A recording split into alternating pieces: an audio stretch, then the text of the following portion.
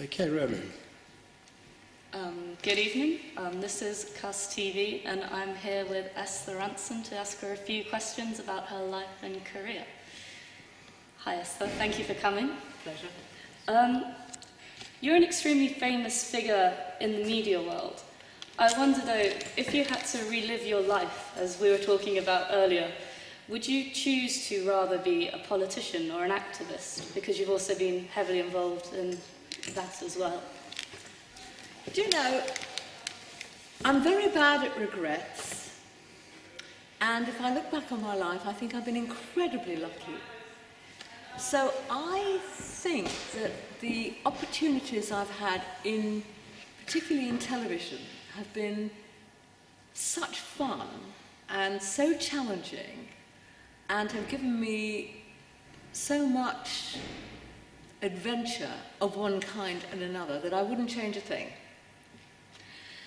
And I was wondering that if you feel that when it comes to tackling social issues, such as, you founded ChildLine, whether you feel that being in media or being in politics has more influence when it comes to addressing the issues in the public sphere.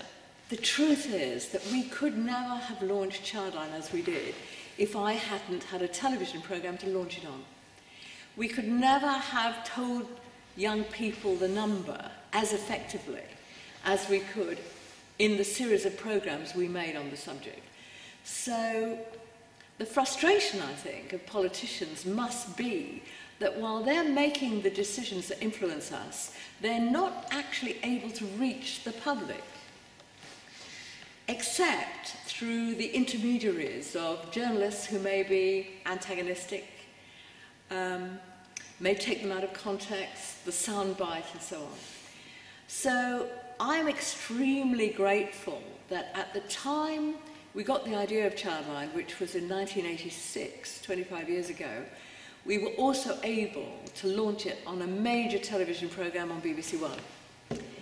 It was an extremely lucky moment in time, and today there are so many rules and regulations that I don't think I would be allowed to do it. Do you feel that celebrity figures who endorse charities sometimes do so only to improve their own public profile? And do you think that even if that is the case, it's still beneficiary and should still be allowed to happen? I don't care why they do it. If it works, carry on doing it. I really don't mind. I think that it's very difficult for charities these days to find a voice. And they use all kinds of devices, events, Children in Need, Red Nose Day. If you didn't have Bob Geldof, you wouldn't have Live Aid, you wouldn't have huge sums of money being used to save children's lives, to save people's lives. So I'm not picky. If it works, carry on doing it, as long as the cause is a genuine, proper cause. And can we speak a bit more about ChildLine? Do you feel that in the age of internet, children are using the internet to communicate more and more? Do you feel that ChildLine may be coming to the end of its run now in a world where we communicate so differently to the climate in which it was started? We've got an online service. Children can have one-to-one counselling in real time. They can send us emails. And the children have the choice. Some children prefer to speak about their worries. Some children much prefer to use a screen, to use the internet.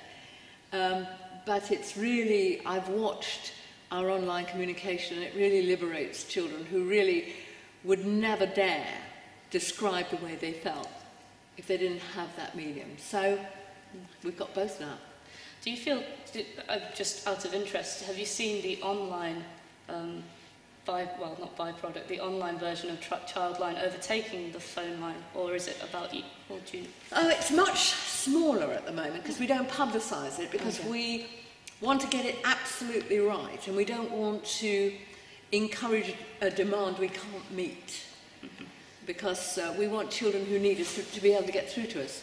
It may overtake it, but I personally doubt it, because I still think there are children who, perhaps because they're very young, or perhaps because they're not confident in putting things into writing, will prefer to ring us. And I'd just like to talk about your career in media now, because we've only got a short amount of time. Right. Throughout your career in the media world, you must have seen quite a lot of changes with regards to gender equality. Can you talk about that for a bit, please?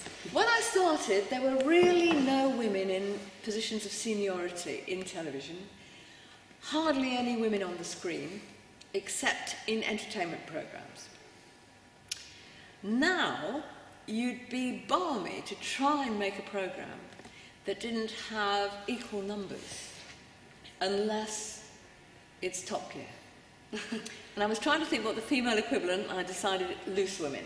So there are some gender-specific programmes, but for the most part, if you're dealing with current affairs, you need to represent your viewing audience in terms of gender, in terms of age, in terms of ethnicity.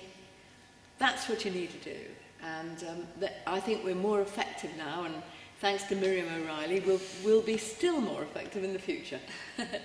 And just one last question, because obviously in other respects as well, the media world must have changed phenomenally throughout your career. If you were graduating today, would you still want to be a journalist? Do you still think it's a viable career? I don't know where it's going. I don't know what's going to happen to newsprint. Broadcasting has become much, much more insecure. I had a more or less continuous contract. It was only a year or 2 years at the time, but I was continuously employed for 39 years by the BBC. I don't think that happens these days. My daughter is a television reporter just starting out. It's really insecure. Her contracts are really short now. She doesn't get a year's contract. She gets contracted to a programme.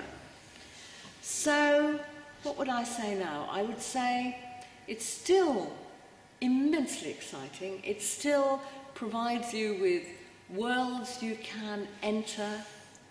Somebody said a BBC producer was somebody with a visiting card that could get him or her into Buckingham Palace, prison, psychiatric hospital, homeless shelter, cruise ship, anywhere.